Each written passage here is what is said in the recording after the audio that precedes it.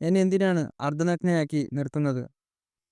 തന്റെ മണവാട്ടിമാരെ ഇത്തരം വേഷത്തിൽ കാണുന്നതിനാണ് ജനറലിന് താല്പര്യം.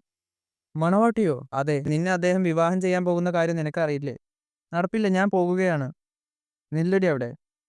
മര്യാദയ്ക്ക് വരൂ, അല്ലെങ്കിൽ വിലങ്ങണിയിച്ചായിരിക്കും മണവാട്ടിയെ കൊണ്ടു ചെല്ലുന്നത്. വിലങ്ങ് വെക്കരുത്.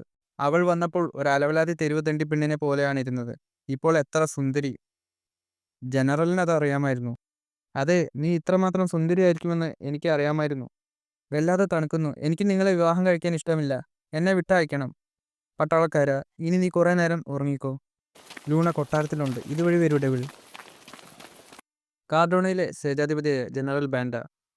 പുരോഹിതനെ വിളിക്കൂ. ഞാൻ റെഡിയാണ്. പക്ഷെ ഞാൻ ഒട്ടും റെഡിയല്ല. കൊച്ചു സുന്ദരി, നീ എത്രമാത്രം ഭാഗ്യവതിയാണെന്ന് നിനക്കറിയില്ല.